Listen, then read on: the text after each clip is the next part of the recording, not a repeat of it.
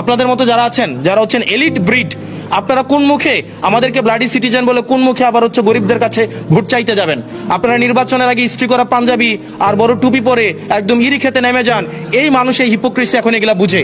আপনারা গার্মেন্টস শ্রমিক ফুটপাতে এখন যে যাচ্ছেন ভোট চাইতে ব্লাডি সিটিজেনের কাছে, আপনারা ম্যান্ডেটের জন্য ঠিকই ব্লাডি সিটিজেনদের কাছে আসেন।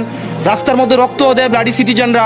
এই ব্লাডি সিটিজেনের রক্তের উপরে দাঁড়িয়ে আপনারা বিদেশে ব্যবসা করেন, ছেলে মেয়েদেরকে বেগম পাড়ায় রাখেন, সেফ এক্সিট নেন, ডুয়েল সিটিজেনশিপ নেন এবং নিরাপদ যখন দেখেন তখন বাংলাদেশে এসে ব্লাডি সিটিজেনদের রক্তের উপরে দাঁড়িয়ে তখন আবার নির্বাচনে দাঁড়াবেন। আর নির্বাচনে যদি দেখেন উত্তর দক্ষিণ হয়েছে, আবার তখন দেশ থেকে পালিয়ে যাবেন।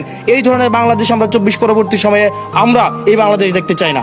সেটি নিয়ে আমরা নির্বাচন কমিশনে আপত্তি জানিয়েছি এবং সকল আইনজীবী এই জহিরুল ইসলাম মুসার প্রতি যে ধরনের আচরণ করা হয়েছে, এটা সকল আইনজীবীদের প্রতি আমি মনে করেছি এটা তাদের মানহানি করা হয়েছে।